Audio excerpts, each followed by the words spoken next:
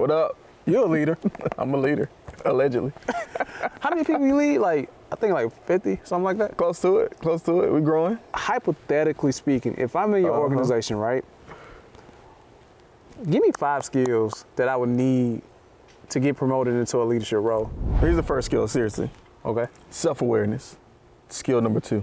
And that's being coachable. Okay. So the next part, knowing what you're willing to risk. Okay. Number 4. Okay. You gotta know the lingo. Fifth and final tip, man, you gotta know your industry. I think here's the first skill. In my opinion, in my amateur opinion. Okay. Now I'm a professional, I'm a thought leader now, you know what I'm saying? Yeah. You know, so Thought leader. Here's the first skill, seriously. Okay. Self-awareness. Okay. I think I got that. The first thing that you have to do to be in a position to get promoted, Right. is you have to know your role. Ooh. And I think sometimes what I see is some people, they want to get, they want to do somebody else's position, right? Like you can't be a center fielder, right? Right. And you're trying to play shortstop. That's true. Right? True. Like you out of position. Right. Right. So Right. You got to be self-aware and know that your position or doing your position well is the most important thing on the team. Okay. I look at that. I'm gonna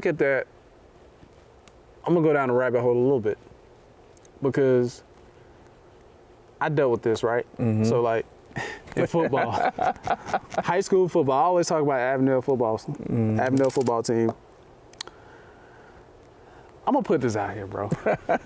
I wanted to play fullback. Okay. Because, My fullback, bro. they don't even have fullbacks anymore. I know, man. But back then, I wanted to play fullback because I knew I couldn't be a running back. I wasn't fast enough. Okay, gotcha. You know what I mean? Gotcha. But I was a little big. I just wanted to run the ball. I knew I was quick, but I wasn't fast. You know what I mean? But I ended up playing center. I knew I wasn't going to college off that position. And then I played linebacker. And I never told nobody this. The reason I quit football, because I never got a chance to run the ball. Really? I'm gonna say that was one of the main reasons. You know what I mean? Yeah. Because I was looking at other people's positions, but that just wasn't my skill set. Dang. Yeah. Dang. So, so here it is. I'm being hunted every day because I did not put forth effort in the position I was playing. You know what I mean? So I ain't get promoted there. Yeah. Well, you answering your own question if I would hire you, right? I mean, we already knew that though. I think that's the first skill. Right. Is being self-aware and like honestly, like just knowing, okay, like you talked about, and it's tricky though because sometimes people they know that they're not, the best at whatever, right? But they feel like they should, they feel like they should have that other position on whatever part, like, because it may not be, it may be one day when when something gets rotated, okay, you do get a chance to play fullback, and like for example, like today, we had Quattro game, right? And Quattro don't play running back, right? Normally they have him at receiver. It's like flag football, right? But a couple of players were out at practice. He had to fill in that role, and he got some reps at the running back position, right? And today they designed a play for him to get the ball. Summer boy out there, you know what I'm saying? Yeah. It's just that's sometimes that's how it goes. But like, if you don't play your position, you never get to the point where you get a chance to experience something different, right? Because you ain't doing what you need to do. On a self-awareness piece, man, like if I'm under you, right, and I say I want to play your position, but I ain't focused on my position, what did that show you? Like, you being my leader? It depends. Is it the first time it's happened, or is this like a reoccurring thing? I guess it's reoccurring, man, because I'm anxious to get there. You see what I'm saying? What does that show you? That shows me skill number 2. What is that? And that's being coachable. Okay. Because now I know I had problems in this area. I'm better now, the older I get. But yeah, go ahead. But yeah, like being coachable, for me, is probably one of the top things.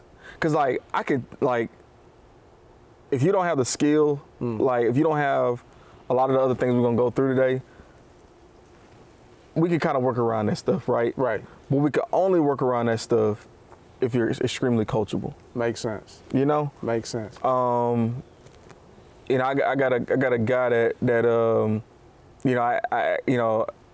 I advised him on what he should do with his career. Right. And he ended up getting promoted before his peers, and he's he ended up being one of the top. He just got into this position, and one of the top people at that position in his first month at that role, right? And it's about being coachable, man. It's about like you gotta take the advice that your leaders are telling you to do, and you just gotta do it at the end of the day, regardless of how you feel about it. Because there's plenty of things that I ain't want to do. I'm being honest with you. See, you said something key. So let me go back to number one, then come back to number two. Because before you get to number two, you got to know your role, right? And play your part. If you're struggling in learning your role and playing your part, even mastering your role, I'm assuming as your leader, I'm gonna see that you have some discipline issues. Yeah. You can't focus on knowing your part. Yeah, and you think that when you get to that other part, everything's just gonna line up and it's gonna just work out perfectly. And it don't work that way. It don't work that way. Maybe I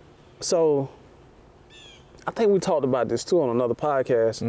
Me wanting to get in a higher position and not really focusing on my role can be one or two things, two issues. First issue, I'm looking at the higher position it's really a distraction because I don't want to master this role. Right. You know what I mean? Like it's uncomfortable. Yep. This ain't where I should be anyway. I don't want to get to do all this stuff to learn to master my role, so I should be able to get promoted to this role. But it really don't work like that. Yeah, you got two type of people. You got two type of people, man.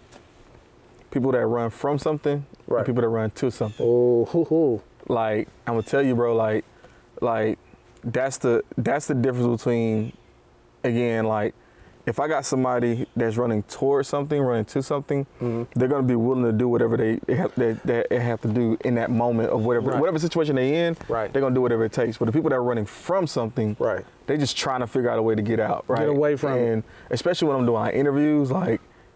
It's very clear when people are running away from something. Oh, come on, man. This is a tip. So, because we got people interviewing right now. right? Like, you know what I mean? Like, you can see it in the interview. Yeah. And that's just the reality, man. Like you cannot like not like this thing about this current place that you're in. Right. And think that you're gonna go to this next place and you're gonna like it. Yeah, that's true. It doesn't work that way. So, that's true. To all my doobies out there, right? Like, you have to master the spot that you're in now, right? And be coachable. Again, know your position. Just ain't gonna, I don't know how to put it another way. It just ain't gonna work. You're making a lot of sense. Do it that way. Because I'm glad we're doing this, because I can only imagine you being my leader. You see that I'm trying to run away from this. You see that clearly it's something that I'm trying, like you say, if I had the discipline, then I would learn to master my current role. But you being my leader now see that I don't have the discipline. So why would you want to coach me? I can't even get past the gate to get a promotion. And that's another thing too, right? Man, and I heard our GM say this like years ago. He was like, when you get to the point where your leader is not like coaching you, you should be concerned. Ooh. Because at that point, they like, man, done with you. You're not doing that. No hope for this guy. You're not. No, it's over with. It's over with. Like, why would I waste my? I know we've had these conversations over and over and over again. Right. Why would I continue to try to get you to? Because, and this is again, it's something I continue to have to learn. Right. Is you cannot change people. Okay. Yeah. You can't change people. That's only something God can do. Yeah, that's right. That's true. And sometimes you just gotta like, it just is what it is. Let me get your replacement in the nicest way. In the nicest way, because I don't give you ample. We don't did coaching. We don't did everything. We don't did assessments. Right. I've been indirect about it. I've been direct about it. Right. I've done all these things. Let's find you another seat on the bus. Okay. So do it, BC. Have the self-awareness to be disciplined in what you're doing, because your leaders are looking at you. They can tell if you're coachable or not. If you're not coachable, no promotion. You know what I mean? Yep. Okay, so I have self-awareness. Mm-hmm. I'm coachable. Mm-hmm. What else we got? So the next part is knowing what you're willing to risk. You have to take a risk assessment. Okay.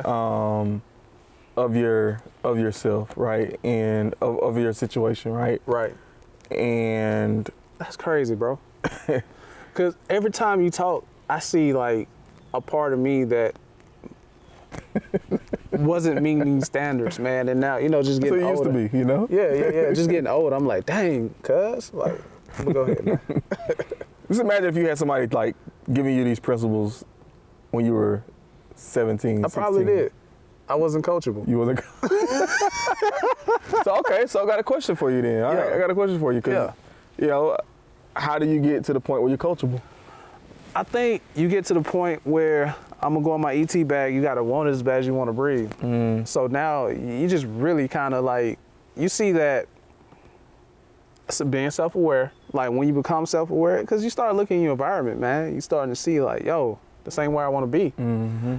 So now you're willing to do anything, to get out of the situation. So you begin to learn self-awareness, and you begin to be coachable. And that, things started, with the risk assessments and stuff like that. So, yeah, man, like, but I struggled with the risk assessments because I got to a point where I got desperate and I was willing to do anything. Right. Not counting the cost. Right. You know what I mean? Right. Like, and risking a lot, man. So, yeah, so I see that I had to work on that too. Yeah, because a lot, and it's almost like this is like this skill right here is really like almost like to control your emotions skill. Mm-hmm. If that makes sense. Like, yeah, it is. Yeah. Because like again, like it could be good or bad. Mm-hmm. Hey, I'm willing to do whatever, right, to be successful, right? Right. Or you could be the other side of it. Man, I'm willing to do whatever. Right. To get out of my current situation, right? Yeah, Running to versus running from, right? Right. But neither one of those are necessarily good. Right. Like you have to go ahead and set your benchmarks or your limits on how far you're willing to go to become successful or to get out of your situation. I can only imagine, because I'm thinking about me being like in banking, like you being a leader, right? And you see like different employees doing different things, like to get promoted, like they're trying to cut the other one out of the picture or, somewhat diss the other one to put themselves and make themselves look. Yep. And you can see that like that looks like a character defect, right? Yeah. And I use this example, right? Take somebody like in order to get promoted quick, or when I say in order to get promoted quickly, you can get promoted a lot faster if you're willing to move. Okay. Right? Like, send me anywhere. I go to California, I go to, Iowa, it don't matter, right? I will go anywhere, right? But there are people that, that don't, aren't willing to move that far, right? Like, well, hey, I got obligations. Maybe my kids are, in high school, and I wanted them to be able to kind of go through one high school. I wanted them to graduate from the high school I went to, or whatever it is, right? Right. And but you know your limit. So now your leader Right.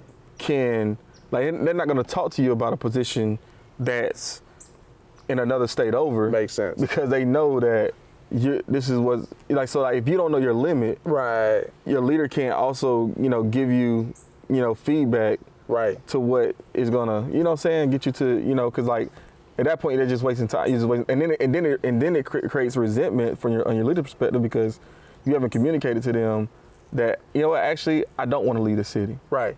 Right. So, Dang, bro.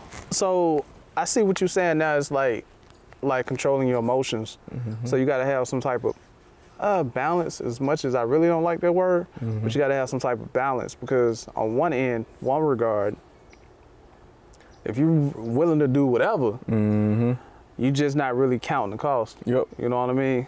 But on the other end, you may not be risking nothing or just, you know what I mean? Right. Like you just not moving nowhere. Yep. You Pump know? the brakes, man. Yeah. Just pump the brakes. Yeah. Yeah. So my thing is, and this is what I've been doing for so long, man, when it comes to the topic of risk assessment, I've been really just throwing it on God. It's your fault, Lord. I remember back in the day, man, like I would just make bad investments. And I think we talked about this on JTNS. I mean, spending $5 grand, 10 grand, like just bad investments. And I just put it out there, not doing research, not, assessing the risk. I was just, God, he gonna take care of me. He gonna take care of me, man. And, and then I get burnt. And I'd be like, Lord, I have faith in you. I trusted you. I began to throw this on God. Until I read the scripture. Okay. Scripture of the day. Ooh, let's go. Scripture of the day. For all you Christians out there who just saying, God got me. God got me. Let me just be real. I always like when somebody, because we have these protections on vehicles, right? And we'll walk them through why they should get it, right? Because in reality, if something happens, man, Right. Why would you want to pay your insurance company more money every single month for a car you never see again? It just don't make sense, right? Nah. And then one of my favorite rebuttals is God got me. Yeah, God sent me here to tell you about this. Like, let's not be foolish, Like, let's be real. Let me give you some wisdom here. You know what I mean? But yeah, man, if you go to Luke 14, we'll start at 28, 29. It says, suppose one of you wants to build a tower. Won't you first sit down and estimate the cost to see if you have enough money to complete it? For if you lay the foundation and are not able to finish it, everyone who sees it will ridicule you, saying this person began to build and wasn't able to finish. How embarrassing is that? So embarrassing, man. And this is Bible, bro. Right. You know what I mean? Like, it's so embarrassing. Like, and I had to come to grips and just say, okay, what am I willing to lose? What is there to lose? And what am I willing to pay? You know what I mean? To make this happen. And then I gotta look at, okay, what are the benefits if it does happen? Or if it don't happen, what's going to happen in my life? Right. So definitely risk assessment, And I think too that you've been, my leader, hypothetically, you would see that I have the ability to now make decisions, right? So like I kind of tie that in with decision making, and some, to some degree, or whatever. So yeah, yeah. What you got? What's another skill? What number is this, by the way? It's number 4. Number 4. Okay. Number 4. Okay. Man, your terminology has to be proficient. Okay. In other words, you gotta know the lingo, right? You gotta communicate well. Right. Nothing grinds my gears. Talk to me, man. What it really is that sometimes, man, like you'll make a decision as a leader, or for my doobies out there, right? Doobies. Your leaders are making decisions, right? But you haven't necessarily communicated with them on what's important to you, and like if you got a different plan for something, Right. like letting them know, and it's affecting how you feel about whatever situation, Oh, yeah. and you maybe feel like your leader's not taking into consideration of your feelings or whatever, right? Right. But the reality of it is they just didn't know your feelings. So They didn't know your like. So So- you got to be able to, do that. my bad. So just communication, period. Yeah. In general. In general. Like just knowing how to communicate and express yourself. Yeah, because again, it kind of goes back to again controlling your emotions, right? Let's say that you are upset about something, Right. and you go to, your leader Right. all upset. Depending on who that leader is, they may not understand. Like, and especially like, because again, like we talk a lot about culture, right? Bringing the culture from corporate, and like as an African American, Right. you go to a Caucasian male in his 50s with, you say you're an African American female in her 20s, or African American male in his early 30s. Right. Y'all communicate differently, Yeah, that's true. so Two different cultures. Yeah. you have to understand like how to get the message across, so that way he can understand Right. what you're saying and how what you mean by it, That's true. And that's the part where you can get frustrated and you feel like you can't be yourself. No, you can still be yourself, but there's a way that you want to execute that message. See, that's true. Going back to the communication piece and, communicating or expressing yourself, because I'm seeing there's two different dynamics and perspectives here too. Now, you've been the leader. You're dealing with 40 to 50 people. Yeah. I'm not saying that you don't have this person interest at heart or you're not thinking about this person, but you have so many moving parts to your business. You know what I mean? Even an entrepreneur. So when somebody come and just dump all this on you, Right. like you taken aback because here it is. It's somewhat out of nowhere. It wasn't the move you made wasn't as obvious. Right. You know what I mean? Because you're doing so much. So when they come to you, it's like, man, what? So you being like, I don't want to say subordinate, but you being the employee, you have to understand your boss's position too. Right. 100%. And understand their language and understand how they communicate. Even talking about communication, understanding their vision. You know what I mean? Yeah. Like, if you want to get promoted, understand your leader's vision. Yeah. And here's another thing: if you understand their vision, and I call it like know the game, fill the gap. Right? Know the game, fill the gap. So if you know your leader's vision and what they're trying to accomplish overall, right? Right. Know the game. Know what game they're playing. Right. Now you can start to fill gaps of the parts that's not going well. I got you. And now you become that leader's favorite person because you're helping kind of bridge everything together. Right. And it's gonna exalt you into your next position because like now you become trusted. Now you're not even being you may be able to kind of skate around some of the stuff that you don't do well at. Right. Like just by doing that. It's crazy, bro. Like I'm telling you, man. Like this and it's not just like it's in the world as a whole, right? Yeah. Like Yeah. what they say, your network is your net worth. Yeah. Right. Yeah. And depending on your network that you have. Again, seeing the people that have like what are the gaps in there, what are they trying to accomplish? Right. And then if you can just again like bring value to that person, they're gonna they're gonna always want you around. Like I was watching an interview, Rich Paul interview, and On Your Leisure? maybe it was On Your Leisure. Okay. I don't remember. I saw a part of it. Oh, good. But he was talking about how he met LeBron. Okay. And he was like, he got a check from LeBron, and he called. He was like, well, I got a check from him, like for like I ain't like what I need to be doing, like. Right. And LeBron told him, man, you don't need to do nothing, like don't worry about that, like I just need you around me, because when you're around me, I notice that my life is better. Wow. Because the way that he thinks. Wow. Right? Like wow. And there's value. There's value Wow. in like again, being yourself, Right. but also understanding what the vision is of your leader, Right. knowing the game, filling the gap. That's enough right there. That's really enough right there, man.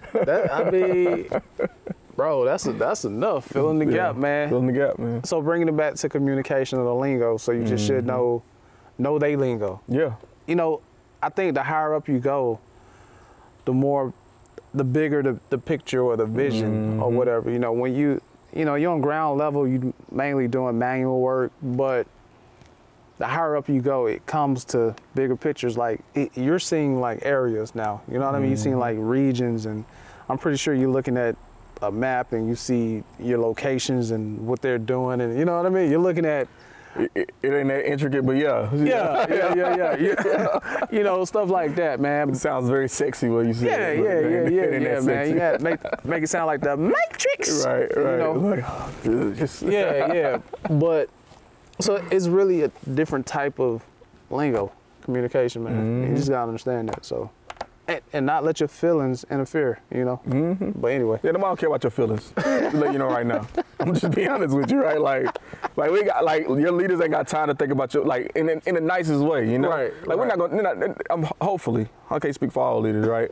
But a good leader, right? They're not gonna intentionally do something to hurt your feelings, right? Yeah, true. But at the same time, like don't take things so personally. Me and you just talking about how, like, I don't take things. I understand that life is transactional. Right. Yeah. Right. Like I understand that, like, and it's just some game for you guys, right? Every relationship you have, every single relationship you have is transactional. Whether it's your mom, whether it's your best friend, whether it's your kid, it's all transactional. When you pick up the phone and you call somebody, you're wanting something from them. That's true. Whether that's wanting them for a conversation, maybe you want to just see how they're doing. Right. Like you're wanting, there's a transaction that's happening with every single phone call that you make, or every single situation that comes up, right? Right. So understand that, and don't get so butthurt, right? That's just what it is, right? Like don't get so butthurt when somebody's quote unquote using you. So we're using each other. Yeah, everybody gets used. Yeah, man. Make sure that the relationship that you have with this person, right, is mutually beneficial. That's what I call small thinking, man. When people, like you gotta think big. Anyway, so get out your feelings. Nobody cares. So in the nicest way. All right, man. We got number 4. Sorry, I got the lingo, terminology, communication. We'll just say that. What's number 5, man? Number 5, fifth and final tip. Okay. To get into your next level leadership position is, man, you got to know your industry, right? Like kind of like I just, you got to know the game, right? Right. And knowing the game, and you cannot go to your, let's call it a meeting, right? And again, networking, right? Let's say you're talking to, your boss's boss's boss. Right. And they're asking you about whatever. Maybe it's your personal numbers. Maybe it's the branches, the store's numbers. Right. Whatever it is, right? You have to know those numbers. Right. And, what is least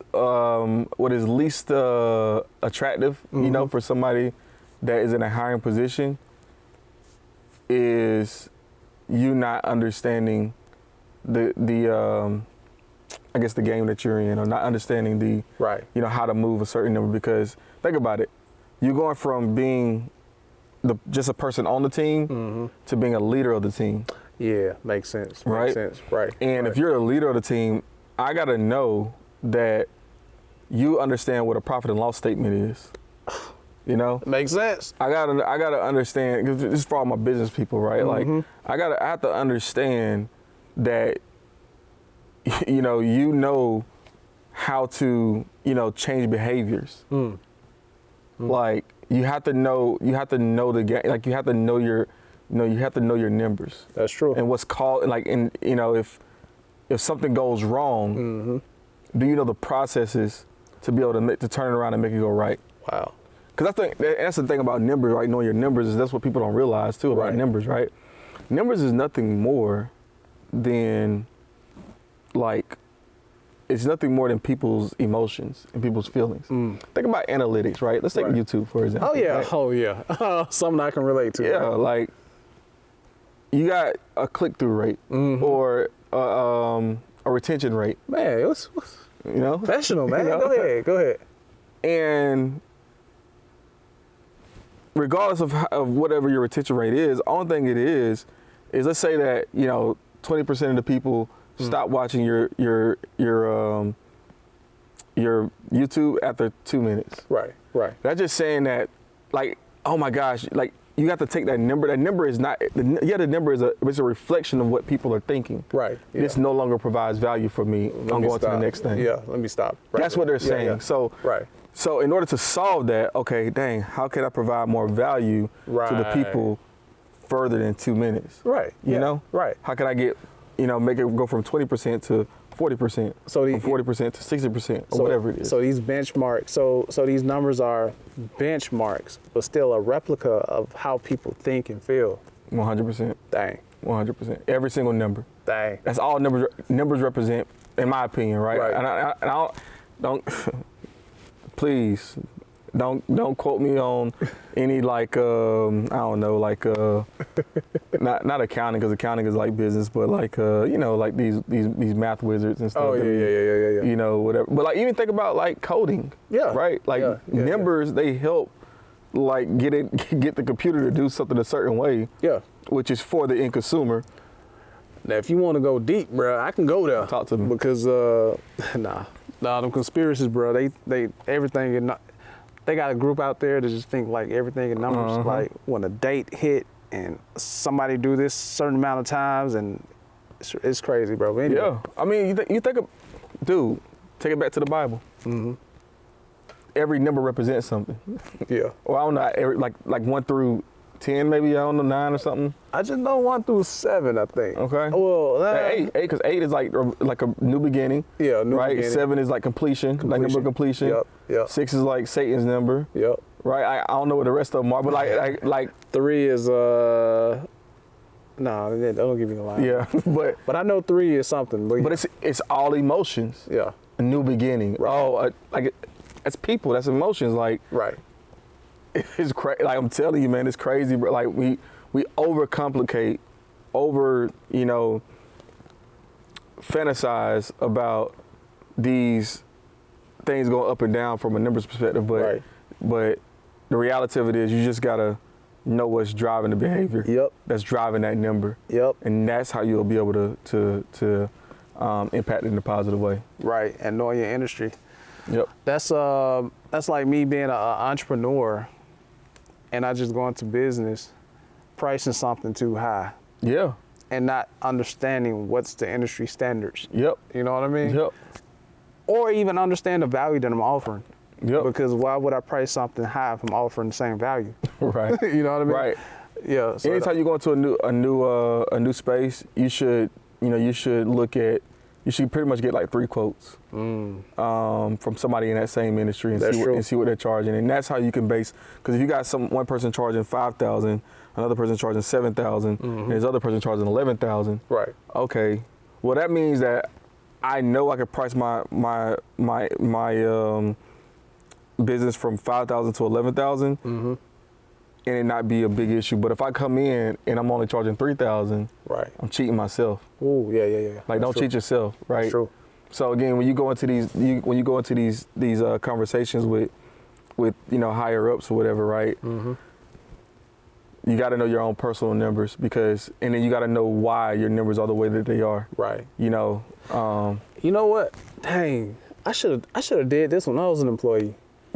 Nah, real talk, because now I'm thinking like, bro, I'm looking at all the stuff that I did wrong. But yeah, like knowing my numbers, how it affected my brain. Because sometimes, okay, you can know your role, you can be coachable, but sometimes you can have the risk assessment piece. You can, what was the fourth one? Terminology. You can have the terminology, but sometimes you can't see past your own position. Mm-hmm. You know what I mean? I think that's where the being coachable part come in, because you begin to get more perspective. Yep. I should have just been more coachable, man. Like, Say, man, God. being coachable will change. Like, I wouldn't be here today if I wasn't coachable. It added to your perspective. Yeah, right? like I just like, and that's what I was trying to tell somebody too, right? Like, I was already a flagship manager. Mm-hmm. I moved my new wife, Mm-hmm. and my newborn Oh, yeah. 2 hours away Right. to work in the same position. Right. You know what I'm saying? Dang, I didn't in a think different city. Yeah, I didn't even think about that. Like, That was strategic, though, right? oh yeah, 100. It was strategic. Like it was brought to me by my leader. Right. Initially, I was like, I ain't, you know. And then once they explained it to me, right, and they told me it'll be good for my career, I did it, and I am where I am today. Wow. But a lot of people don't like, even they don't get it. Wow. They don't get it on how being coachable will get you to where you want to be a lot quicker. Wait, you just tied everything into like that minor story. So, so you knew your position as a flagship manager. Yep. Because you knew your position, your leader, who then coached you into moving, Yep. which is a risk. Yep. A risk with your newborn and your new wife. Yep. To a city in the same position, because you was coachable enough to learn that that position was a good move for your career that you have today. Yep. 100%. We getting on that. Dang, nah, we ain't got no lyric of the day, man. We ain't got no lyric of the day. Lyric of the day, man. Lyric of the day. So, What we got, man? I want to let the cat out the bag. Should we let the cat out the bag? cat out of the bag. Yeah, this whole episode is based on this one. Talk about it, man. Let's talk about it. Why not? Because again, we bridge culture and corporate. So this Right. whole conversation as strategic, I mean, it sounded natural, we know, but it came from a song that you came. I'm telling you, man, leadership and lyrics. I'm telling you, man. I'm telling you, but go ahead, bro. People underestimate the strategy and the game in rap and in the streets. Right. Yeah. It is so underestimated. Oh my gosh. And there's a song called Trap by Boys in the Hood, the Jody Breeze and Jeezy. They're going back and forth, and you got the young person's perspective, and you got an older person's perspective, Right. or OG perspective, and it just learning. And this what leads us to the lyric of the week, right? It ain't about who bred the longest. It's about who can stay out in these streets the longest. Because you can get so caught up in trying to get what you want to get right now and make $100 grand, $200 grand a year, whatever it is. Right. $1 million a year, whatever it is. Right. Right. And you're gonna make that $1 million for 2 years. Pandemic money. Right. And you're done. Right. Right. Right, you ruined your brand because you didn't know your risk assessment. Right. Right, you know, people don't like you because you wasn't coachable. You just ran over people. Right, you didn't know your position. You offended a lot of people. Like, it's just, you got it the wrong way. Oh my gosh. Right? Yeah. So yeah. you have to, you know, and it's about longevity. That's it. And when you think about, and then we use this example too, right? You think about Martin Luther King. Right. Right. Right. Think about all the great things that he did, right? And specifically, like, let's take Selma, for example, right? There's a movie, Selma, Martin Luther King, he's going through, you know, obviously a lot as a civil rights leader. Right. But in this, you know, he had to be coachable. Yeah, that's true. And So he had the skills. he had the skills. He knew his role. He knew his role. He was coachable. He was coachable. Like, he modeled this, right? Right. I read his book. Even the peace protest was strategic. Right. Like, he knew he would get a lot of backlash. What do you think he got the peaceful protest from? Mahatma Mahatma Gandhi. Mahatma Gandhi. Yeah. Yeah. coachable. Studying the game, knew the game, right? Right. He learned it, and I think it was another guy. I was like Thurman Thomas, I believe. Like he learned these tactics from other people. But then, because it's one thing to like know that, but then what he also did was he had his spiritual mentor or close mentor, which was Benjamin Mays. Okay. Right. And Benjamin Mays was able to give him historical context on different things as well. So he got the strategy from Mahatma Gandhi, but he got the historical context and how it could affect in America from his close mentor Benjamin Mays. It's crazy. So like I'm telling you, man, these five skills will take your career to this next level. Period. I'm ready to get back hired. No, I'm just playing. I was just playing. No, you gonna hire me, man. Come on, man. Nah, man, we're gonna take these to the streets of YouTube, of business. Yeah, man. That's all I got. That's all I got, man. Y'all be sure to like, share, subscribe, man. Hit the bell. Hit the bell. Hit the bell. Download this on Spotify, iHeart, Amazon, Google, YouTube, wherever, man. Just get it and share it.